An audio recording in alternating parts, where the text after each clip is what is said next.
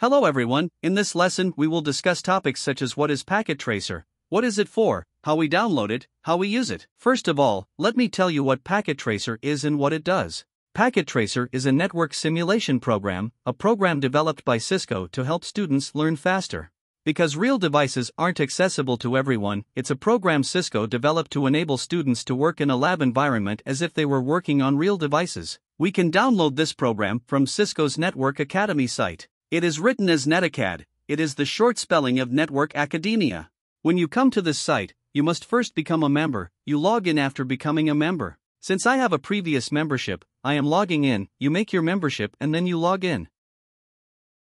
Here under the Resource tab we have the Download Packet Tracer. We will download it from here by clicking here. You can choose which one to download here based on your operating system. There is a 64-bit or 32-bit option if you are using Windows. You can choose and download whichever one you are using. Since I use Mac, I downloaded and installed the Mac version, and you can download and install it here in the same way. After the installation, I will explain it briefly and simply. You will have already seen the details when we make the labs in the following lessons. For now, I'm going to talk mainly about its outlines and features.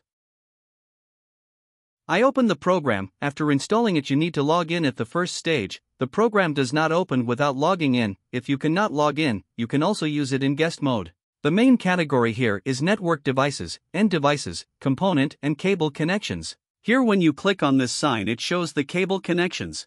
This is the symbol of automatic cable connection. This is console cable. This is flat cable. This crossover cable. These also represent serial cables.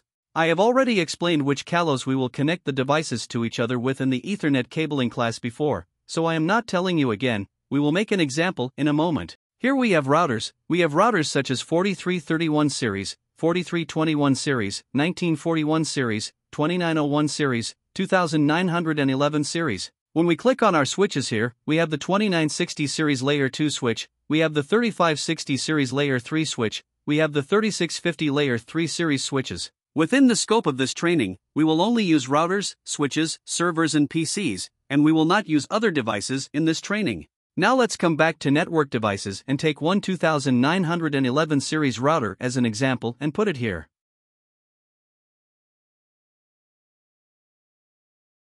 Let's add a switch.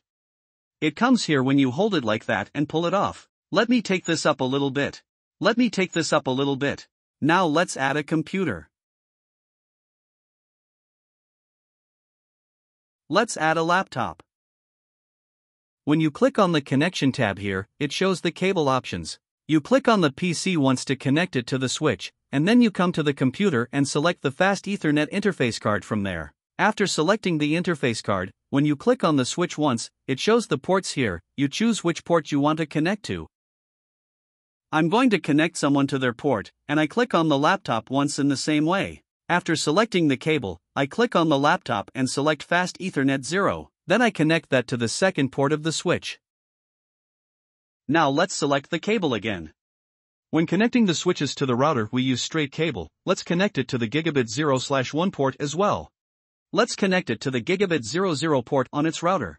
Now that the computers are connected to the switch, spanning tree comes into play, and we'll cover this in our next lessons. Now it's been active, but orange still hasn't been active. The router's interfaces are also turned off in default. We need to turn them on. Here you can see which interface we are using. Here we are using Fast Ethernet 0/0. Here we are using Fast Ethernet 0/1. Likewise, the laptop's Fast Ethernet 0 interface card is connected to the switch's second port. Here it also shows the name of the switch. Here it shows the name of the computer. Here it shows the name of the router. Now let's click on the router. Once you click on the router, the setting page appears. This is the front of the router. I have one of the same router on my desk. We can use this router as if Packet Tracer were real. Here the device has an on-off switch. When you press this button, the device turns off, where the device is turned off when the light goes out. Let me turn the device back on. Right now the device is turned on. This is the front of our device, and this is the back side. On the back of the device, you can see the interfaces and other ports on it. Here the device has USB ports. Here too there is a console connection. Here you can connect via USB console cable. Here you can connect with a normal RJ45 console cable. Let's put a computer here and imagine that this computer is your admin PC. Let's connect this PC to the router with the console cable. Let's select the console cable and click on the PC and select RS-232 and come to the router. or I connect it to the console port as well.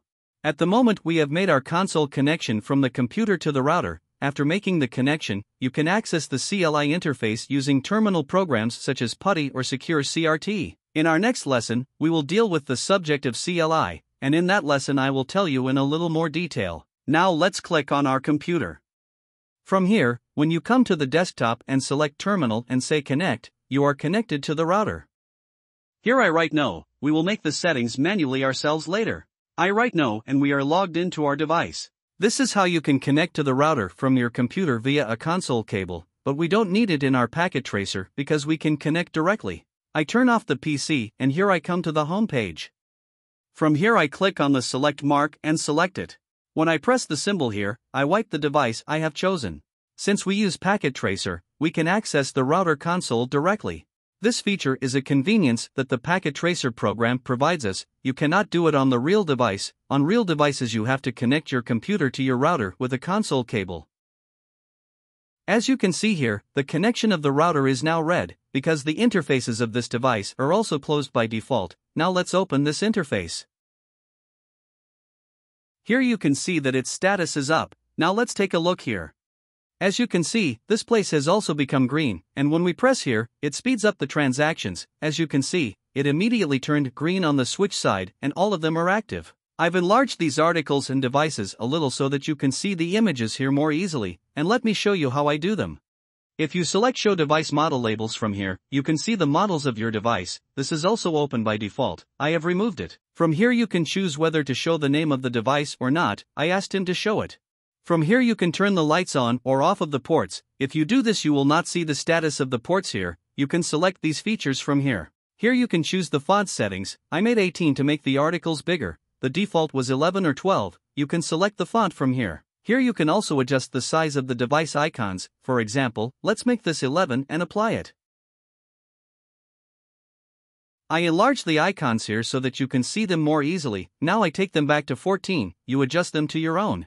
In short, these are the features that we use frequently in Packet Tracer. From here you can change it as you want and customize it to your own. In our next lesson on command line interface, I will talk about how to connect to switches, cable types, console cable and serial cable, all of them. In this lesson we briefly talked about Packet Tracer. I will show you in more detail when we already do labs. Here, for example, there is the simulation feature. Let's say we put a ping from here to here and we will switch to the simulation side to see if this ping is gone. And here we will see if the packets are gone. There are many more features like this, and I'll show you all of them. Goodbye to see you in our next lesson.